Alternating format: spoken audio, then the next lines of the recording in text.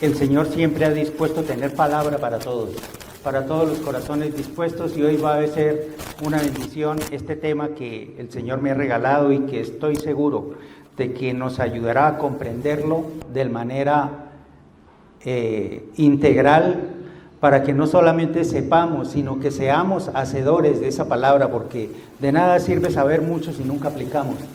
Es aplicación lo que se necesita. Todos nosotros debemos aplicar esta palabra. La palabra que el Señor me ha regalado en esta ocasión se encuentra en Corintios 3.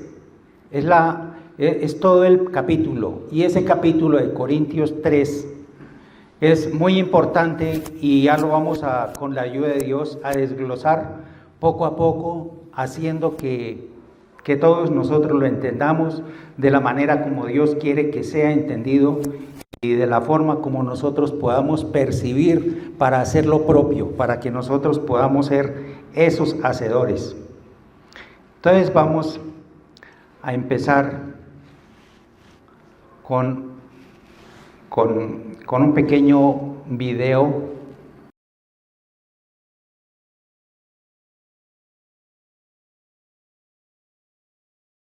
La primera carta de Pablo a los Corintios, escrita a la comunidad de una iglesia que Pablo conocía bastante bien.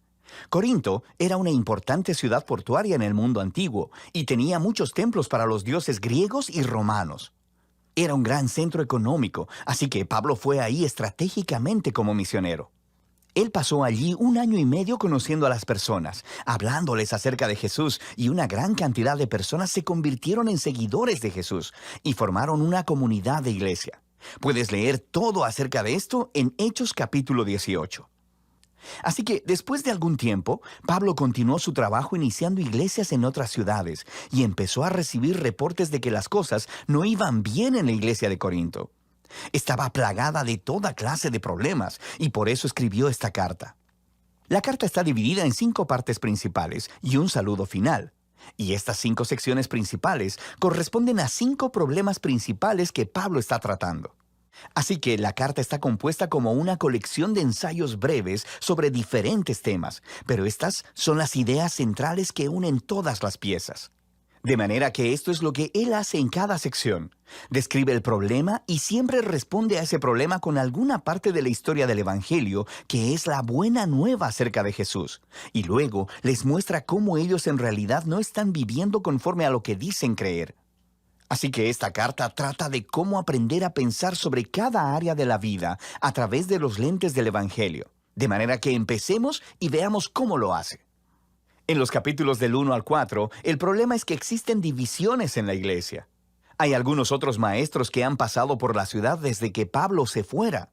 Un hombre llamado Apolos, luego Pedro. Los miembros habían elegido a sus maestros favoritos y se habían convertido en fanáticos alrededor de esos líderes, empezando a hablar mal y a faltarle el respeto a los hermanos que favorecían a otro líder o maestro. Así que la respuesta de Pablo a esto es un poco sarcástica y aguda.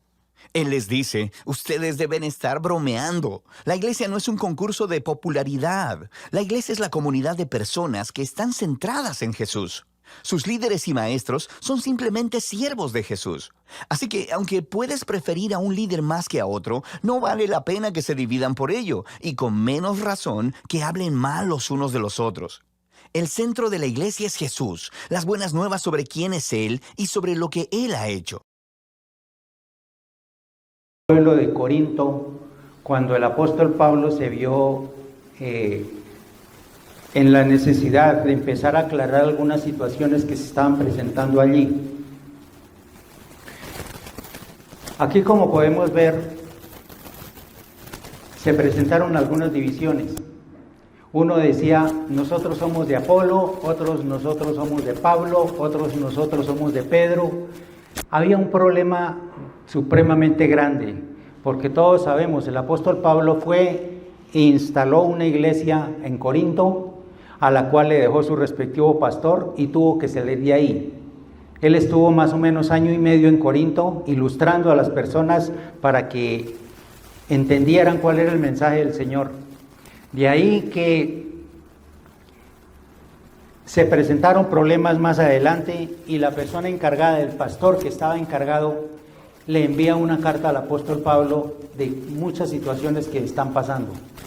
Entonces el apóstol necesariamente debe corresponder también, hace la respuesta a esa carta y les da las instrucciones respecto a qué es lo que tienen que hacer y cómo lo deben hacer. Entonces está en el capítulo 3 y vamos a desglosarlo. Lo he desglosado en cuatro bloquecitos. Solamente el capítulo 3 de Corintios. Entonces, en el primer bloquecito vamos a hablar sobre la inmadurez espiritual. Este va desde el verso 1 hasta el 4. Inmadurez espiritual. Posteriormente seguimos con colaboradores en la obra de Dios, que ya comprende desde el verso 5 hasta el verso 9. Luego seguimos con el fundamento y la calidad de la obra, que se encuentra del verso 10 al verso 15, siempre del capítulo 3. Y finalmente, la iglesia como templo y la verdadera sabiduría. Esto ya se encuentra en el capítulo 3 también, pero del verso 16 al 23. Entonces, es un seguimiento, una cronología que se hace cuando juiciosamente se coloca uno a estudiar la palabra del Señor.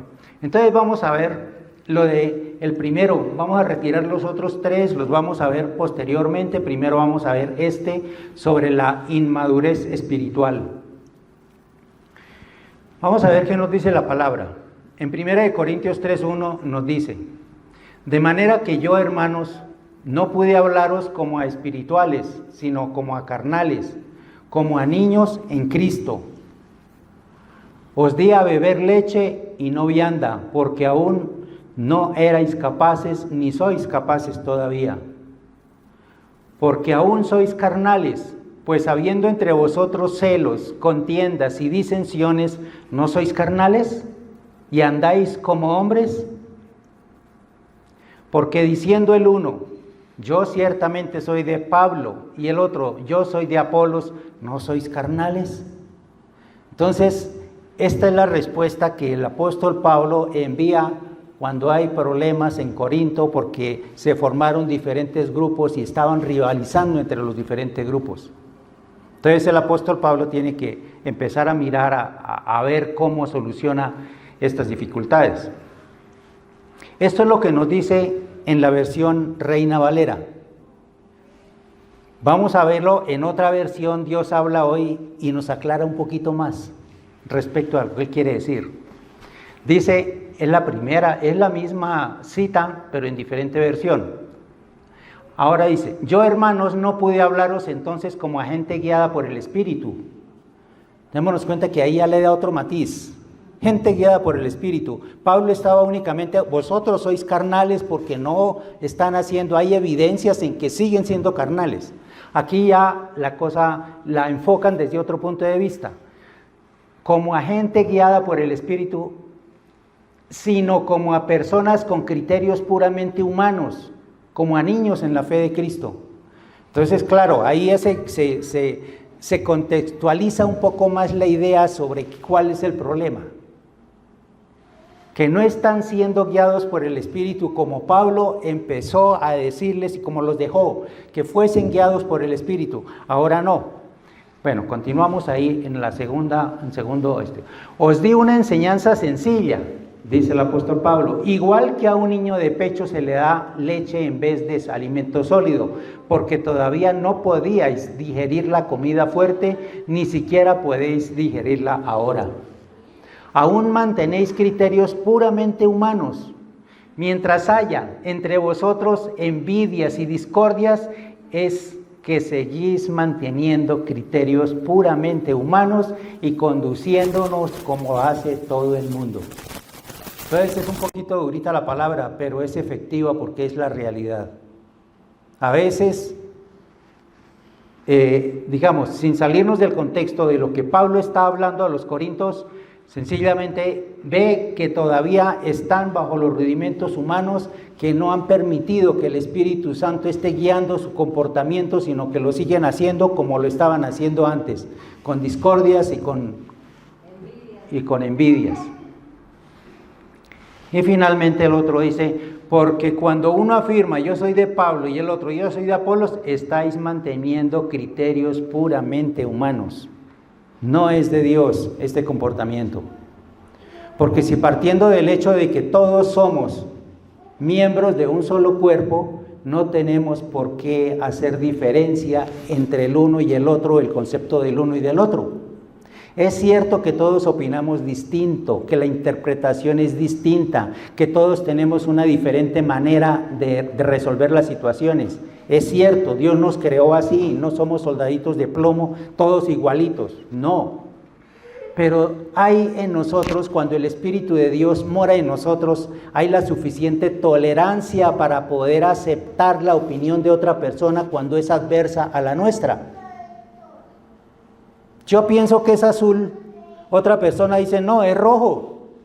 Pues para mí es azul y para él es rojo, pero no tenemos por qué ponernos a discutir por eso, porque pues yo tolero que para él lo ve rojo y yo lo veo azul. Así los criterios humanos y así es lo que estaba ocurriendo allí. Porque todos tenemos diferente forma de pensar, pero lo que prima aquí, en esa diversidad de pensamientos, es la relación que nosotros podamos tener con Dios. Ahí sí hay unanimidad, porque Dios comprende y nos trata a todos de manera diferente. Él tiene una carpeta para cada uno de nosotros y Él nos trata como nosotros normalmente tratemos a las personas. Bien, entonces vamos a ver algunos aspectos respecto a este versículo, a este capítulo, a esta serie de versículos desde el 1 hasta el 4. Es una condición, la condición espiritual de los corintios era esta. El apóstol Pablo no pudo hablarles como adultos, sino como a niños. Y yo creo que en su interior sintió mucho dolor, porque si nosotros a veces nos preocupamos por hablarles a las demás personas, y hemos tomado una personita de que abrió su corazón al Señor y la estamos consolidando, pues lo normal es que después de un determinado tiempo uno vea cambios en esa persona, porque Dios es el que está haciendo cambios y uno es el que le está dando las herramientas para que cambie. Y cuando no hay ese cambio, hay frustración, porque yo esperaba más.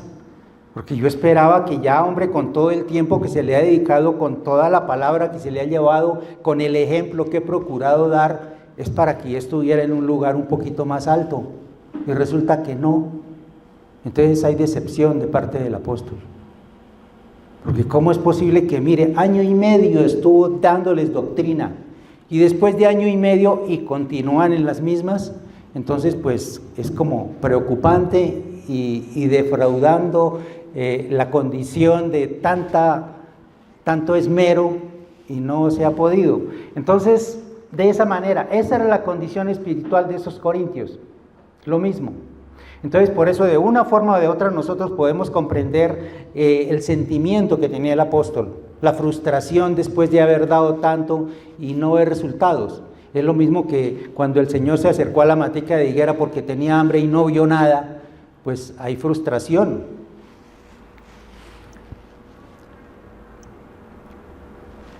El apóstol Pablo espera que como un niño crece, así crezca la iglesia. Pues un niño, como cualquier niño de los que aquí están, va creciendo y en la medida que tiene su estatura, tiene algunos comportamientos y la calidad de alimento que se le da va variando respecto a la altura, a la edad. Cada vez va progresando más. Eso es lo que el Señor espera de cada uno de nosotros. Porque inicialmente todos somos niños, nadie nació aprendido, así sea en cuna cristiana, tiene que aprender a tener una relación con Dios. Es lo fundamental, la relación con Dios. Y el mismo Espíritu Santo de Dios irá guiando a la persona, irá quitando algunas cosas que no sirven, irá plantando otras que hacen falta. Él es el que hace la obra. A nosotros nos corresponde es ir y presentar la palabra del Señor. Nada más, no es convencer, es desgastante y no es lo que el Señor dice en su palabra que nosotros debamos hacer. Que dígales y dígales y dígales y dígales todo el tiempo. No, hombre, pues uno hace lo que lo manda a hacer el Señor en su palabra. En su palabra dice, porque es que vosotros sois linaje escogido, nación santa, pueblo adquirido por Dios, nos encumbra, nos pone en las alturas. ¿Para qué? Es ahí donde después dice, ¿para qué? ¿Para qué nos encumbra y para qué nos ha dado tanto abolengo y tanta estirpe divina? Para que anunciéis las virtudes de aquel que os sacó de las tinieblas. Para anunciar, pero ahí no dice convencer, no dice a la fuerza. No, es únicamente anunciar, y nosotros anunciamos. Esa es una parte. La otra, la obra. Hasta anunciar, bueno, pues puede considerarse una obra, pero es más que todo un mandato, se anuncia, pero debe estar acompañado con obras. Entonces, ¿cuál es lo que nosotros debemos considerarlo como una obra buena y bien delante de Dios? Pues consolidarlo. A veces si no hay para que se vive muy lejos y no hay posibilidad de que venga, pues uno va allá. Mejor dicho, ese tipo de obras más adelante las vamos a hacer a qué estructura corresponden, porque es necesario que nosotros estemos acordes con lo que el Señor nos dice. Entonces, que el niño crezca, que así como el niño crece, la iglesia también crezca en conocimiento y en sabiduría. Al comienzo se le daba biberón, pero más tarde tiene la fortaleza ya crecido de comer cosas sólidas, ya una cosa diferente. Entonces espiritualmente es igual. Al comienzo los rudimentos, pero es que después de que pasan los rudimentos, entonces ya debemos ponernos bien, ya nuestra manera de ver las cosas ya debe cambiar.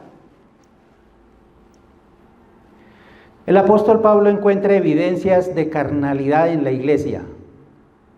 Entonces démonos cuenta, ya leímos que en la versión Reina Valera habla sobre carnalidad y en la otra versión habla sobre falta de dirección espiritual. Entonces, ¿cuáles son las evidencias que el apóstol Pablo encuentra en que todavía son carnales? Porque hay celos.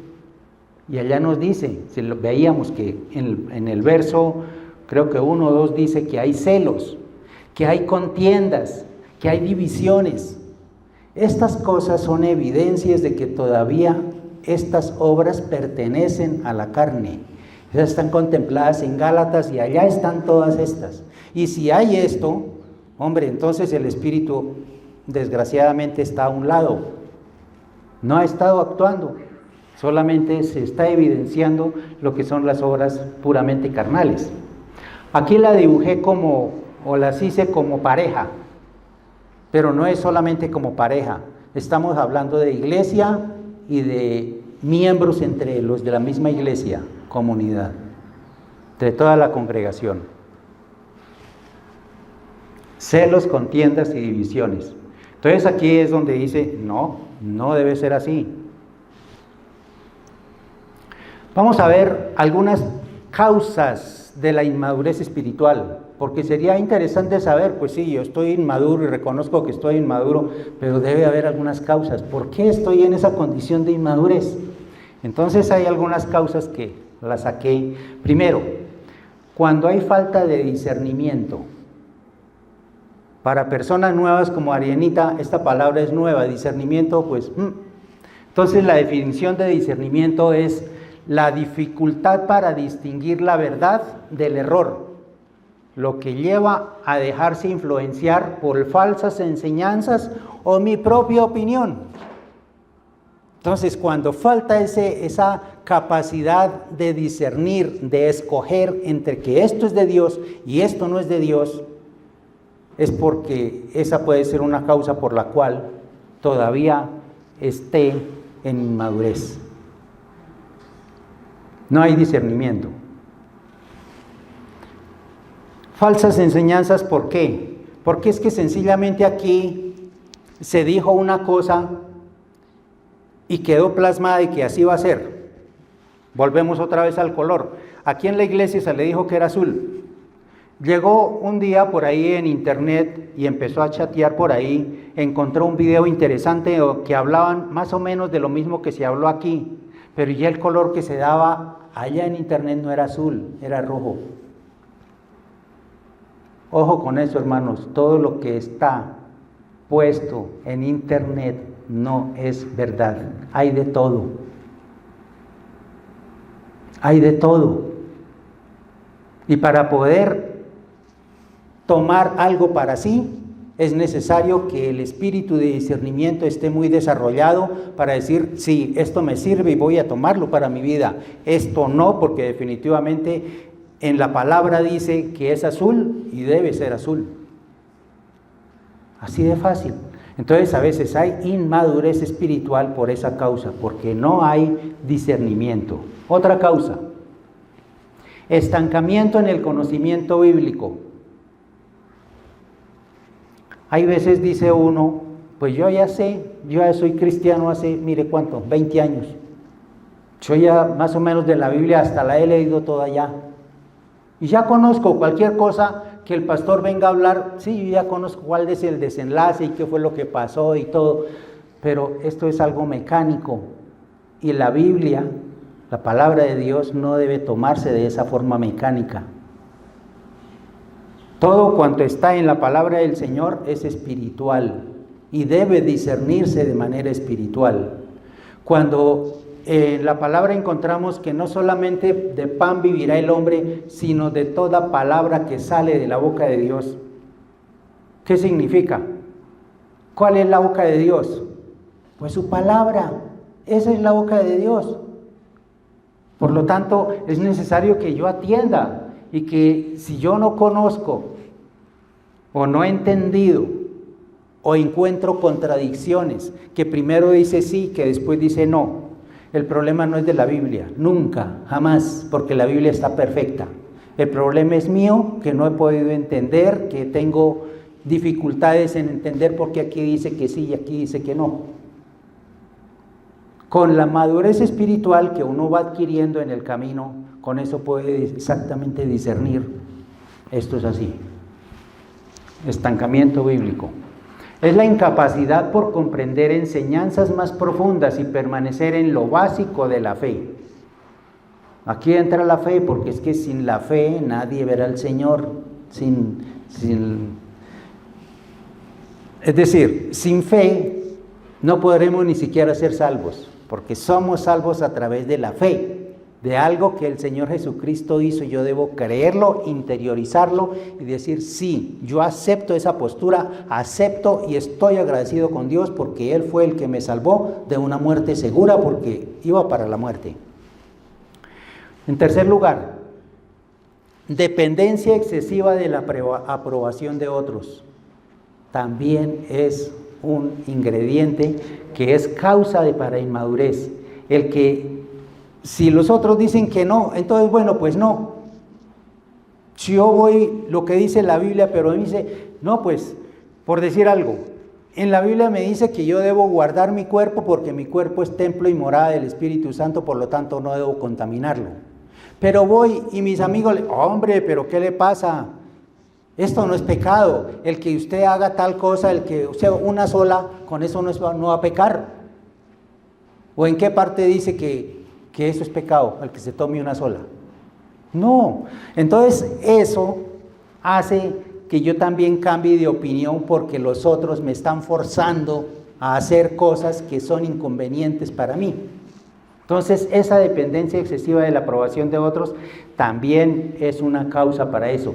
Una necesidad extrema de aceptación que genera ofensas fáciles y falta de seguridad en la identidad de Cristo. Otra cosa es esto, que fácilmente nos podemos ofender. Esa es otra manera en la que podemos tener el termómetro de nuestra espiritualidad. Claro, porque sencillamente con cualquier cosita de una vez nos encendemos, porque es que no puede ser así, es que ¿qué le costaba? Es que yo tengo derecho, es que, y son un montón de argumentos y se basan de ahí y se enoja. Nos enojamos, pues todos estamos ahí. Entonces, de la madurez vamos consiguiendo ahí cuando somos guiados por el Espíritu, Él nos da la capacidad para poder soportar que el otro nos agravie y a nosotros nos resbale. Porque en eso debemos tener piel de pescado. Ustedes conocen la piel de pescado, ¿no? Lo lisa que es. No, pues así que llegue una ofensa y pase por aquí por el lado y salió. Y a nosotros no nos tocó la ofensa. Cuando sabemos que eso es así. Entonces, eso de la aprobación de los otros también tiene que ver ahí. En cuarto lugar,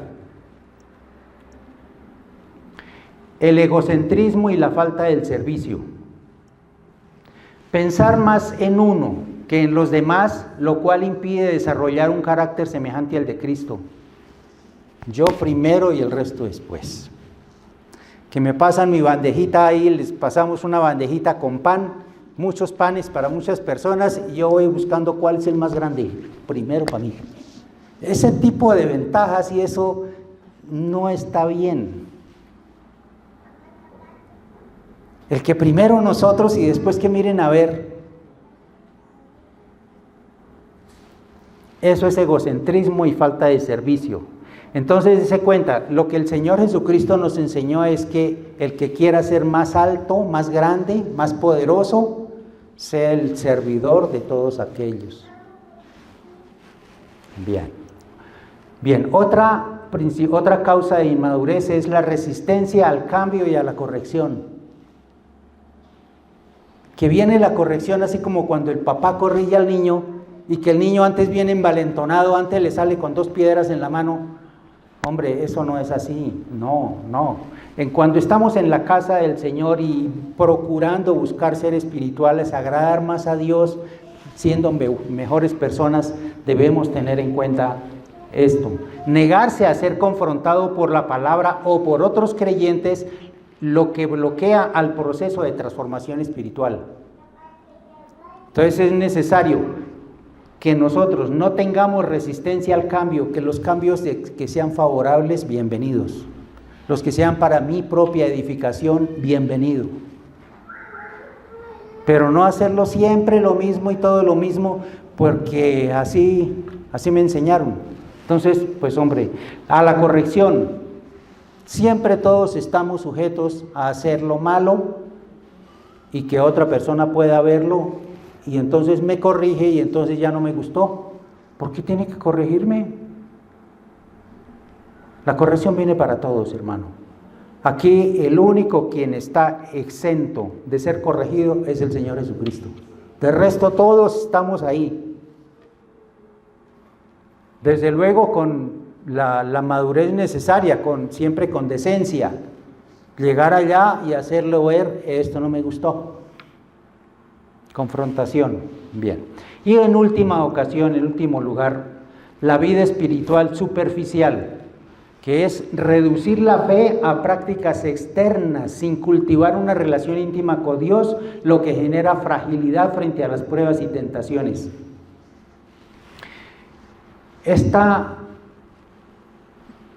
Reducir la fe a prácticas externas, es decir, cosas que no tienen a veces que ver con Dios, donde Dios no está. Que es cierto que lo que estamos haciendo no es que sea malo, pero que a Dios no se ve por ningún lado. Son las prácticas externas que no tienen nada de espiritualidad. Allá afuera en el mundo sí que saben hacer esto. Son obras, pero que no conllevan a nada. Son pasajeras. Entonces aquí ya tenemos estas causas de la inmadurez espiritual y con esto ya entonces cerramos lo de inmadurez espiritual. Como conclusión, la inmadurez espiritual no es un estado permanente, hay que aclararlo. Cuando nosotros somos niños no es que sea un estado permanente de ser niño, no, eso tiene que ir creciendo, así también. La inmadurez espiritual no es un estado permanente, puede superarse mediante disciplina en la oración, estudio profundo de la Biblia, apertura y corrección y compromiso con la comunidad de fe. Como 4 cosas ahí. Primero, puede superarse mediante disciplina en la oración, estudio profundo de la Biblia, apertura a la corrección y compromiso con la comunidad de fe. Ahí por esos 4 ítems en los que nosotros debemos apuntarle para que ya no estemos más en esa inmadurez espiritual. Aplicación para nuestra vida diaria. Ojo a esto. La madurez espiritual se refleja en actitudes y relaciones dañadas y el crecimiento requiere humildad y apertura a la enseñanza. Esta es la conclusión. Refleja en las actitudes. Si yo no tengo una buena actitud, no estoy bueno para hacer cualquier cosa. Se me dice, bueno, el de hoy en 8 días vamos a hacer tal cosa. Y entonces ya empiezan, no, pero lo que pasa es que si hubiera sido otro día, pero justamente ese día yo no puedo. Otro, hombre, pues sí, pero lo que pasa es que llega una visita y entonces tampoco se pudo. Que la actitud, eso cuenta mucho. Porque entonces la actitud, bueno, yo sé que dentro de 8 días va a haber algo, listo, yo digo que sí y miro a ver cómo cuadro mi agenda por otro lado. Pero le pongo prioridad a lo de aquí y no lo de afuera, a lo mío. Actitudes, las relaciones dañadas. ¿Cuántas relaciones no hemos dañado? Nosotros mismos, a veces por cabezones. Hemos dañado porque uno en un momento de efervescencia le dije una palabra y de una vez, claro, eso desató y se enemistó y todo. Pues en esas relaciones dañadas, cuando yo tengo una vida espiritual madura, yo debo restaurar esa condición anterior. Hacer las paces con esa persona a la que dañé. Relaciones dañadas. El crecimiento requiere humildad y apertura a la enseñanza. La humildad no pelea con nadie. Nadie, la humildad no pelea. Sencillamente, eso es lo que nosotros debemos ser, humildes y abiertos a la enseñanza, con discernimiento.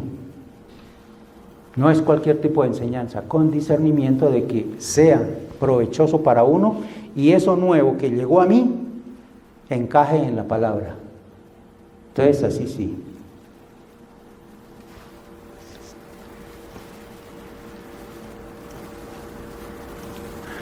Segundo lugar, colaboradores en la obra de Dios. Entonces pasamos del versículo 1 al 4, ahora vamos del 5 al 9, colaboradores de Dios. Dice el 5 al 9, a fin de cuentas, ¿quién es Pablo o quién es Apolos? Simples servidores por medio de los cuales habéis creído en el Señor. Cada uno de nosotros hizo el trabajo que el Señor le había encomendado. Yo planté, Apolos regó, pero es Dios quien hizo crecer la planta. De manera que ni el que planta ni el que riega son nada, sino que Dios lo es todo.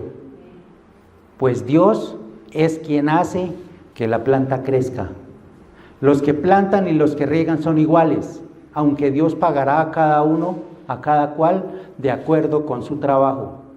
Somos compañeros de trabajo al servicio de Dios y vosotros sois el campo que Dios trabaja, el edificio que Dios construye. Eso es lo que nos dice el apóstol Pablo en esos versículos. Entonces vamos a mirar. Los ministros como los colaboradores de Dios. Esos venimos a ser colaboradores de Dios. Pablo y Apolos no son rivales, sino siervos. Ustedes saben, por ejemplo, en esa figura de ahí de los boxeadores, ellos no son enemigos, son rivales, distinto a ser enemigo. Cuando ellos terminan la pelea, se abrazan y quedan amigos. Es una amistad que perdura porque es una competencia que tienen, pero no son enemigos, son rivales. Entonces hay que diferenciar estas cosas porque nosotros sí tenemos a un enemigo, a Satanás, pero hay muchos rivales que no son Satanás, con los cuales nosotros podemos tener diferencias, pero que finalmente todo debe llevar a la concordancia, al acuerdo, a que nosotros no es que estemos peleando por algo, no, estamos haciendo fuerza para el mismo lado.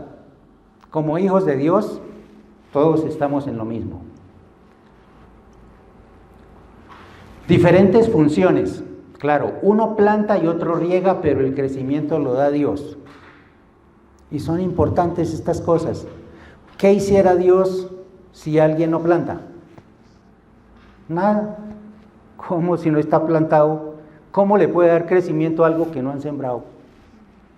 Qué bueno, que fue el que plantó. Listo, allá lo plantó y una plantica muy bonita, así como los arbolitos que se siembran por ahí cuando hay campañas y uno va a la loma, por allá y siembra el arbolito. Claro, pero allá quedó y nadie le echó agüita. Vamos dentro de 2 meses, un palito seco. ¿Por qué? Porque no hubo agüita. ¿Por qué es tan importante el que planta como el que riega? Pero Dios es el que da el crecimiento. Pero si no hay ni el que planta ni el que riega, Dios no hace nada. Porque eso nos lo ha delegado a nosotros. Que nosotros plantemos y reguemos. Que si no plantamos, es decir, hay veces que dice, bueno, se abrió un campo blanco y listos, está ya plantada. Ahora se nombra a otra persona para que vaya y le eche agüita a ese campo blanco. Vaya y lleve la palabra. Eso es normal. Y Dios es el que le va a dar crecimiento a ese grupo. Uno plantó, otro regó y Dios es el que da el crecimiento. Entonces aquí está la ilustración, el que sembró, el otro que estuvo regando y la plantica, entonces sí tiene crecimiento.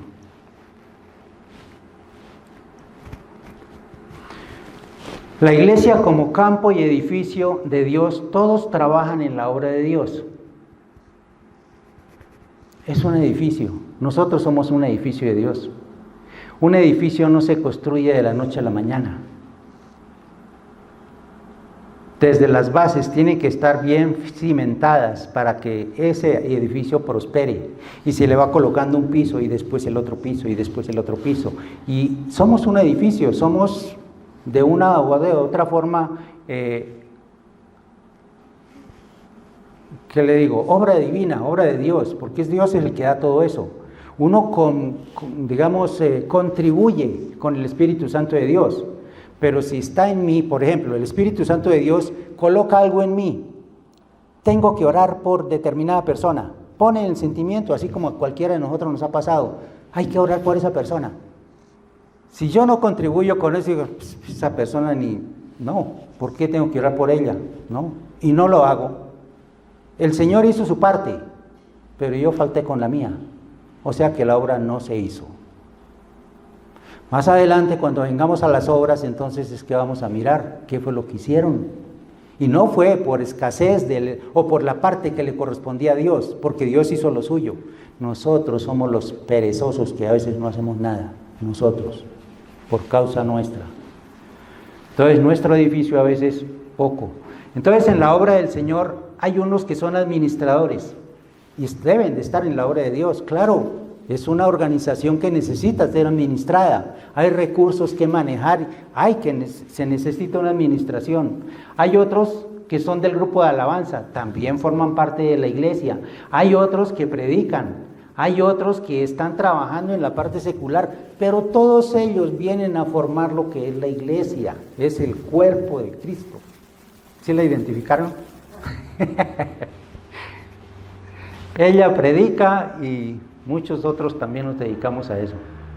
Entonces, pero todos estos, como ministros colaboradores de Dios, siempre debemos actuar en armonía y nunca hemos visto que parte de nuestro cuerpo, que está conformado por varios miembros, se esté peleando una mano contra la otra. O que se revele una pierna y uno le ordene, hay que ir hasta allá, y la izquierda diga, no, yo no voy. Nunca. Actúan coordinadamente, todos. Cuando vamos a hacer un trabajo, hombre, nos raspamos la mano derecha, la izquierda tiene que arreglarla, tiene que, así, sí, mantenerla, auxiliarla. Pero todos se actúa de manera armónica y es lo que Dios ha tenido como pensamiento con la iglesia. Que así nos comportemos la iglesia, como nuestros miembros se comportan con nuestro cuerpo, así nosotros debemos comportarnos con las demás personas dentro de una iglesia.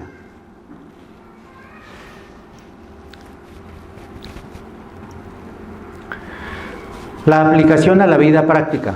Entonces, bueno, aquí viene lo nuestro. Los líderes no deben ser idolatrados. La gloria pertenece a Dios. La unidad se fortalece cuando reconocemos que todos somos colaboradores. Eso es para nosotros. Por más que sea un líder, que nosotros seamos fans de él, pues sí, como humano, listos, tiene sus virtudes y sí, me gusta cómo predica, me gusta cómo enseña, me gusta cómo hace, me gusta cómo canta, pues sí, pero una cosa es ser idólatras a esa persona y otra cosa es, digamos, poder discernir de lo que hay allá, que eso me gusta, no a la persona, sino a lo que hace. Pertenece a Dios. La unidad se fortalece cuando reconocemos que todos somos colaboradores, todos. Aquí no queda ninguno que diga, es que yo no sirvo para nada, es que yo me he investigado y no sirvo para nada. Pues yo no creo que exista una persona que pueda decir eso, porque hasta de estorbo puede servir. Y sirve, claro, de bulto. Que vayan y hagan bulto allá, no digan nada, no pregunten nada, hagan bulto allá, eso ayuda también. Claro, eso hay muchas formas, por más insignificante que sea y que parezca que no, sí, todos somos colaboradores. Bien, ahora vamos a entrar en el tercer grupito, que está en el versículo del 10 al 15, fundamento y calidad de la obra. Conforme a la gracia de Dios que nos ha sido dada, yo como perito arquitecto puse el fundamento y otro edifica encima, pero cada uno mire cómo sobreedifica. Porque nadie puede poner otro fundamento que el que está puesto, el cual es Jesucristo. Si sobre este fundamento alguno edificare oro, plata, piedras preciosas, madera, heno, hojarasca, la obra de cada uno se hará manifiesta porque el día la declarará, pues por el fuego será revelada, y la obra de cada uno, cual sea, el fuego la probará. Si permaneciere la obra de alguno que sobreedificó, recibirá recompensa. Si la obra de alguno se quemare, él sufrirá pérdida. Si bien él mismo será salvo, así como por fuego. Así como cuando estábamos en el colegio y las calificaciones eran de 1 a 5 y uno pasó con 3.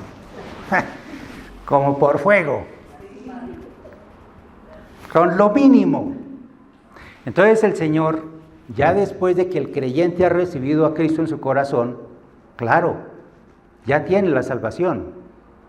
Pero si no hace nada, si no tiene obras, no, yo me conformo con que ya soy salvo. Listos.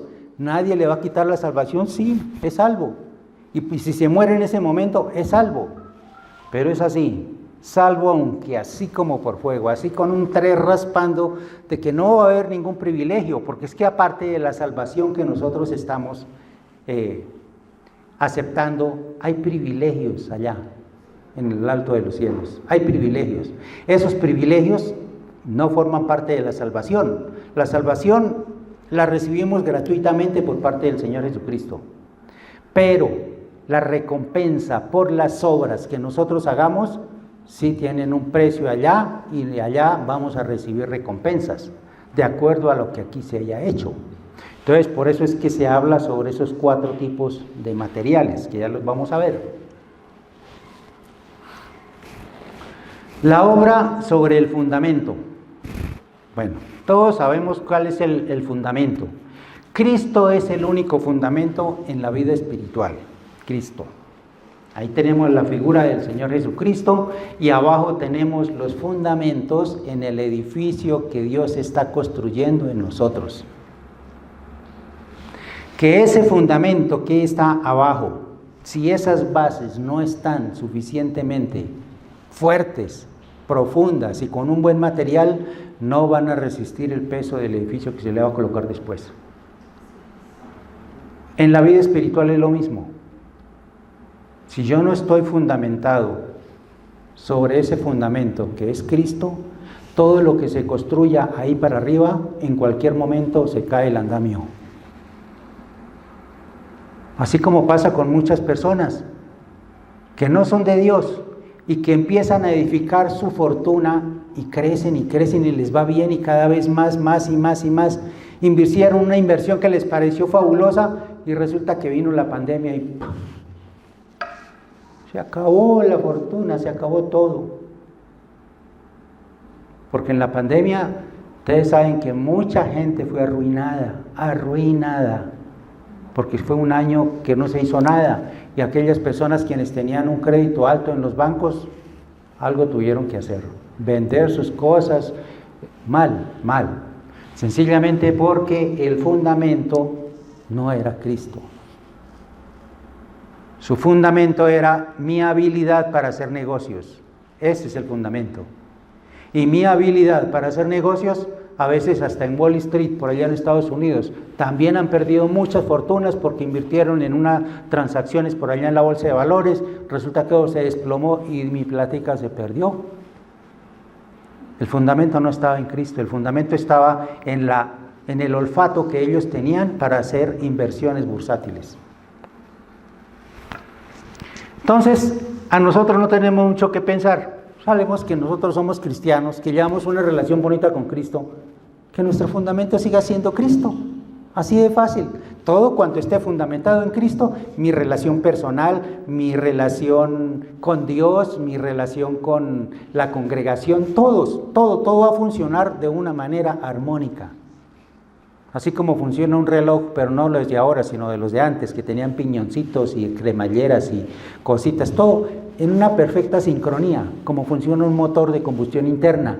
Todo funciona a la vez y es perfecto todo movimiento que se hace.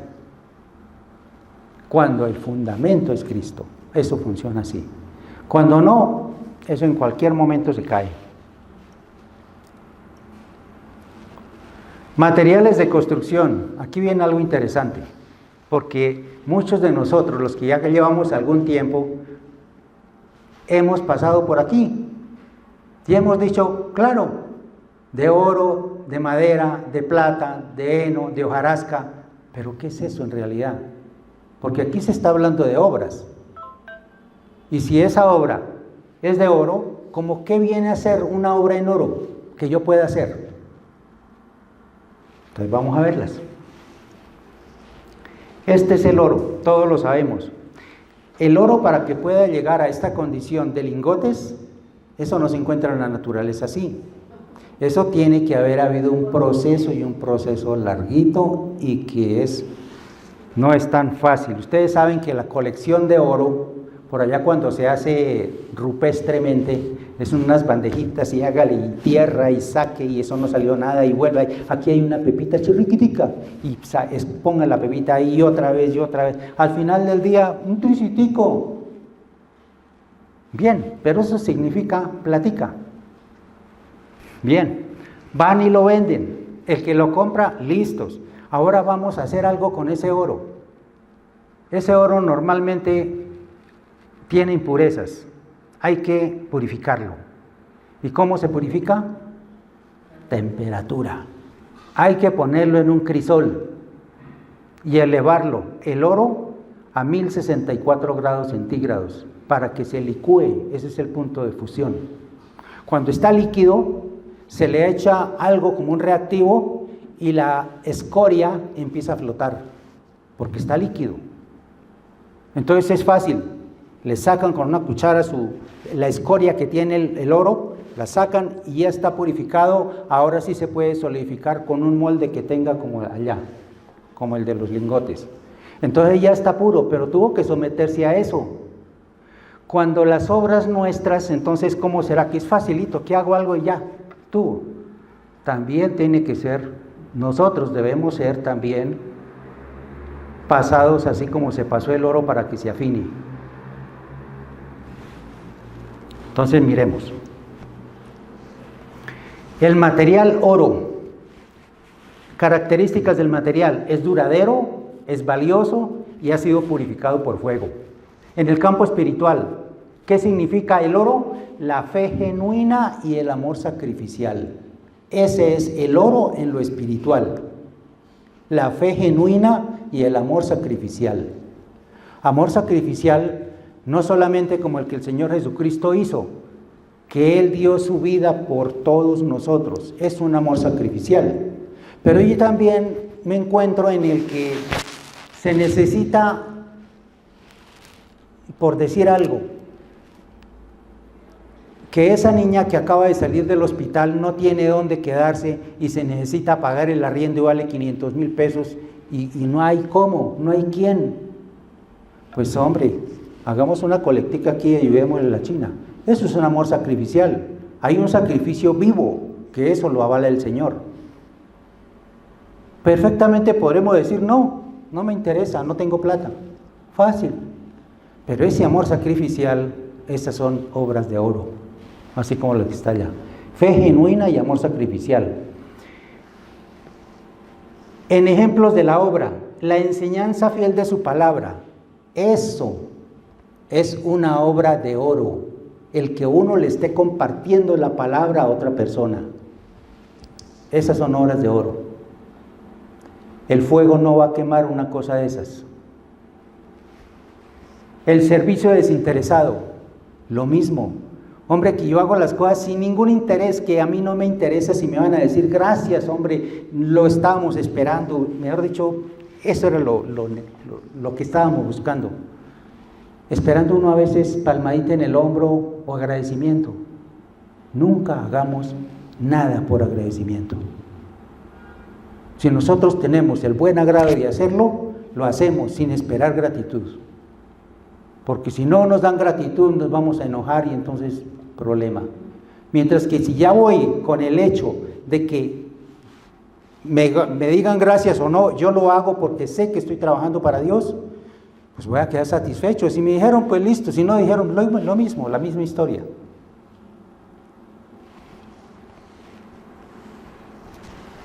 Discipulado que transforma vidas. Como les decía, el ir a plantar la palabra es una cosa, pero el discipular a las personas es otra. Cuando yo voy y le hablo la palabra, ahí queda sembrada. Viene el otro y hace el discipulado, es decir, le explica con profundidad y con más tiempito. Eso es discipular. Eso es lo que el Señor Jesucristo hizo con los 12 apóstoles, con sus discípulos. Enseñarles una doctrina que Él traía y se necesitó como de 3 años para que pudieran captar. Y vemos que al final no todos cogieron. Todos fueron discípulos, aprendieron lo mismo. Pero a veces que nosotros hemos sido discipulados, hemos sido a veces hasta confrontados con la misma palabra y a veces nos quedamos en las mismas y no avanzamos. Bien, entonces esas son las obras en oro. Entonces ya sabemos, obras en oro que van a ser las más valiosas, no tanto como las de plata ni como las de las otras, no, de oro. La enseñanza fiel de la palabra, el servicio desinteresado y el discipulado que transforma vidas. Ese es el oro.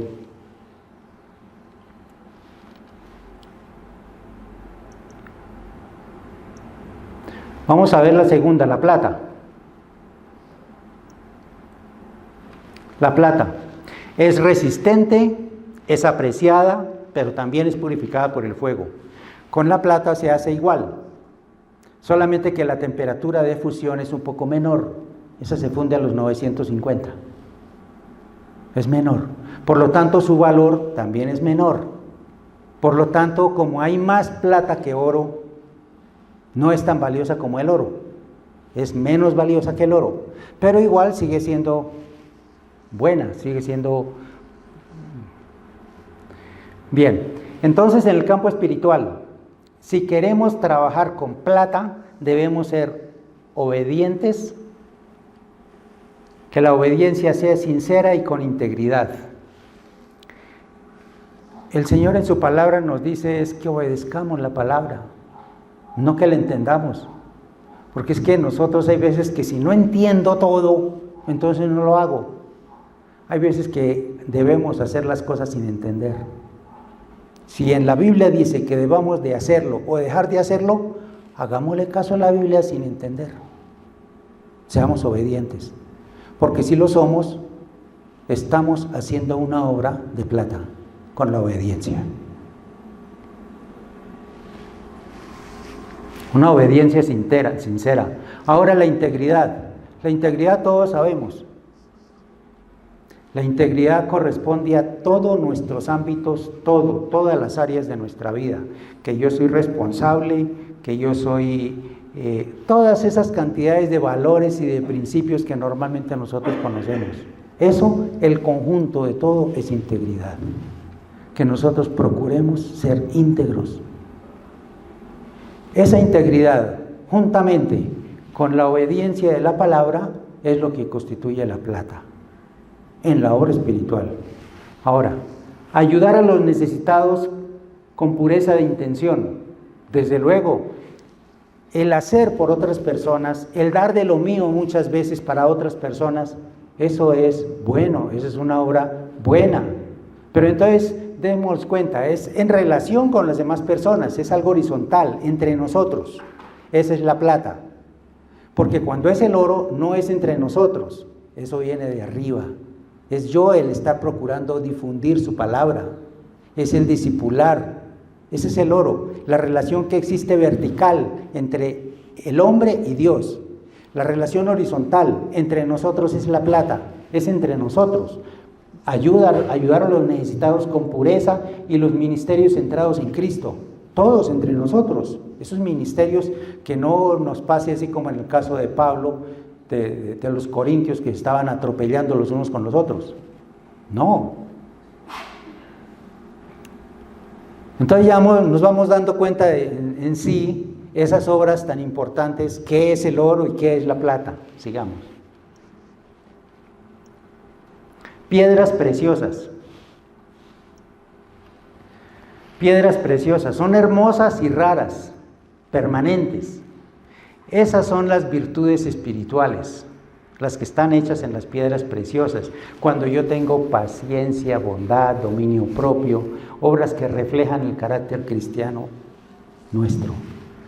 Esas obras que yo hago y que están enumeradas en la Biblia como el fruto del Espíritu, si están en mí y yo las estoy haciendo, entonces tengo obras preciosas.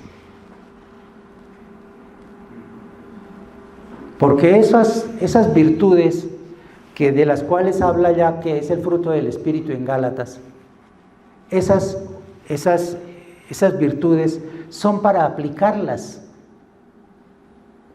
Que si ella dice que el fruto del Espíritu es amor, gozo, paz, paciencia, benignidad, bondad, mansedumbre, todas esas cosas deben estar reflejadas en mí, en cada uno de los cristianos.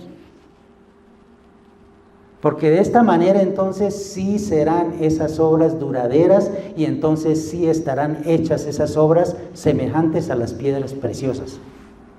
Cuando se están haciendo estas cosas. La paciencia, por ejemplo. ¿Quién goza de mucha paciencia? Hay veces que poco.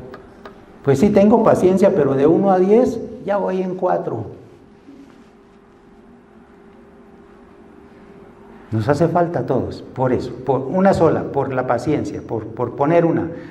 ¿Cuántos son los elementos del fruto? ¿Como 10? 9, eso. De los 9, la paciencia es uno nomás. Ahora toca coger los otros. Cuando yo haga eso, entonces estoy trabajando con piedras preciosas. Es el carácter que cristiano todos debemos tener. Madera.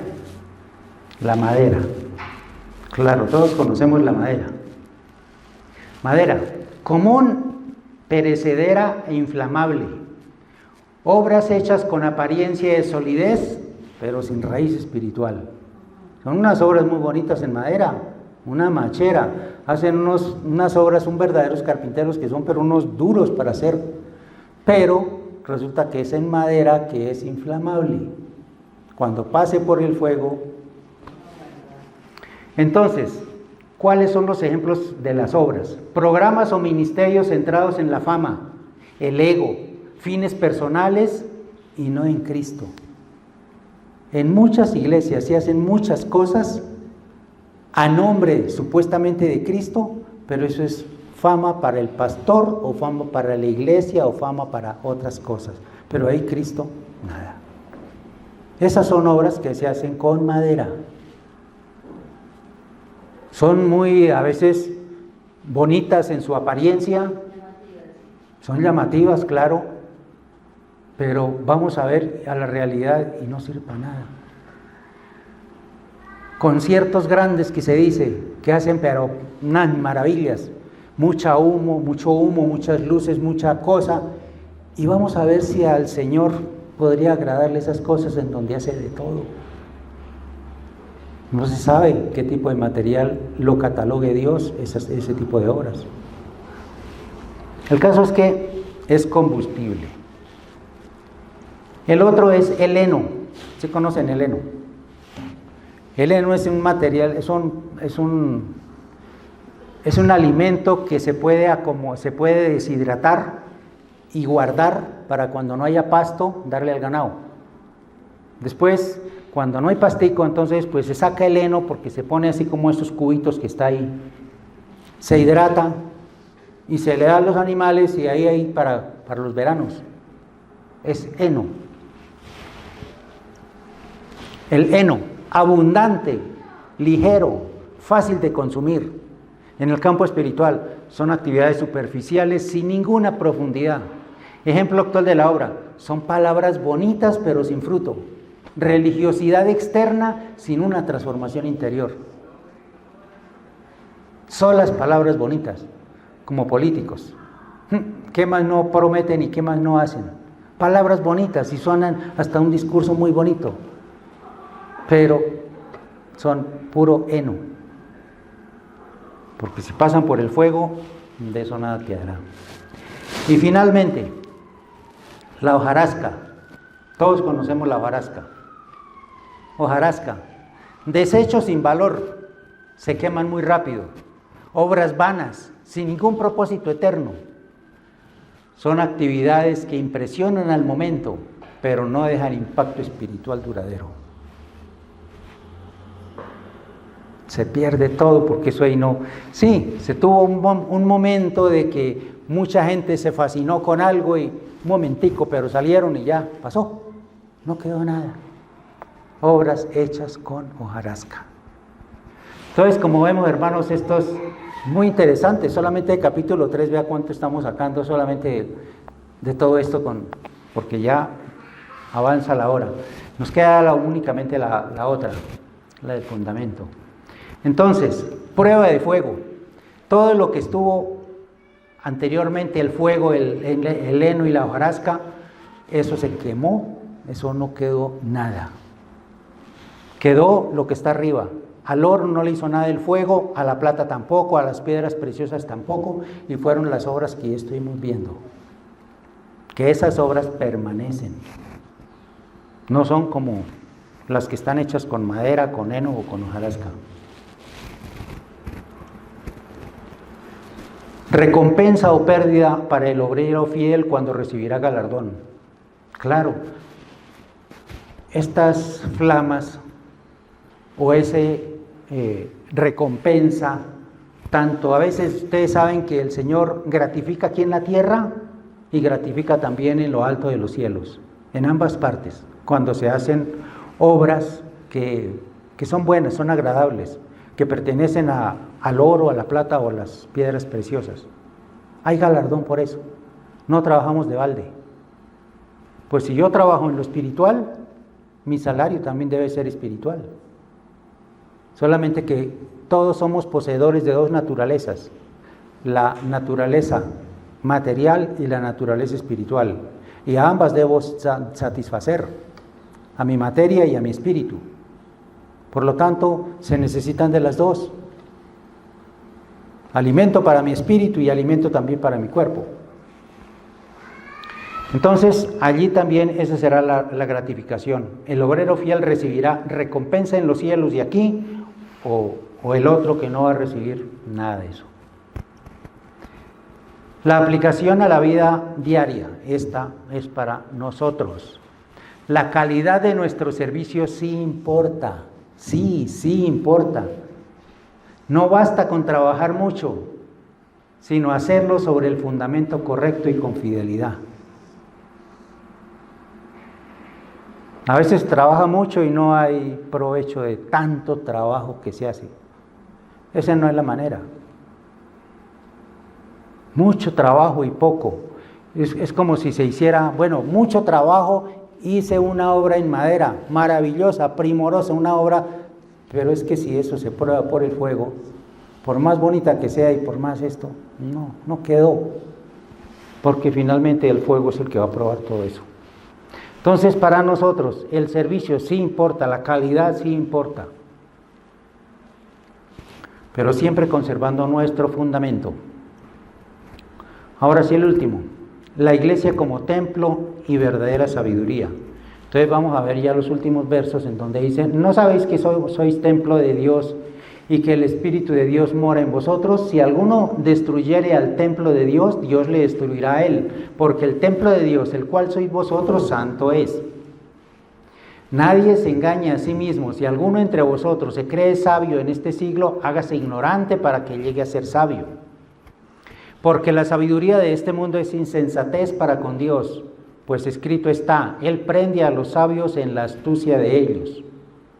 El Señor conoce los pensamientos de los sabios que son vanos, así que ninguno se gloríe de los hombres, porque todo es vuestro. Sea Pablo, sea Apolo, sea Cefas, sea el mundo, sea la vida, sea la muerte, sea lo presente, sea lo porvenir, todo es vuestro. Y vosotros de Cristo y Cristo de Dios. Ahí termina ya hasta el 23. Entonces, el templo de Dios y la advertencia contra la sabiduría humana. Somos el templo del Espíritu Santo, todos sabemos. Somos templo y morada del Espíritu Santo de Dios. ¿Acaso no saben ustedes que son templo de Dios y que el Espíritu de Dios vive en ustedes? Advertencia seria. Si alguno destruye el templo de Dios, Dios lo destruirá a él, porque el templo de Dios es santo y ese templo son ustedes mismos. Ahí nos están diciendo, somos ese templo. La sabiduría del mundo es necedad ante Dios. Sí, pues la sabiduría de este mundo es pura tontería para Dios. En efecto, la Escritura dice, Dios atrapa a los sabios en la propia astucia de ellos. Por eso nadie debe sentirse orgulloso de lo que es propio de los hombres, pues todas las cosas son de ustedes, Pablo, Apolo, Cefas, el mundo, la vida, la muerte, lo presente, lo futuro, todo es de ustedes, y ustedes son de Cristo y Cristo es de Dios. Es decir, hay unanimidad en todas estas.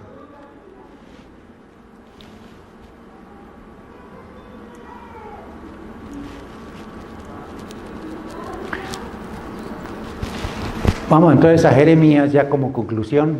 Jeremías 9:23 dice, así dijo Jehová, no se alabe el sabio en su sabiduría, ni en su valentía se alabe el valiente, ni el rico se alabe en sus riquezas.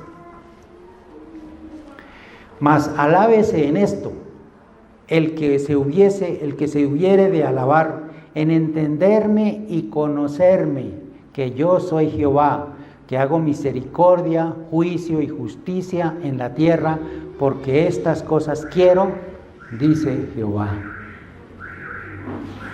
Esto lo dice Jeremías 9:23. No sé si esté en la Reina Valera o en la Dios habla hoy, no estoy seguro, pero eso lo dicen. Entonces, así como esa sabiduría prende a los sabios, en el caso nuestro, la sabiduría que debamos tener no sea sabiduría de la común y corriente, sino que sea sabiduría que provenga de lo alto de los cielos, que primeramente sea pura, sea perfecta. Este tipo de sabiduría es la que nos conviene.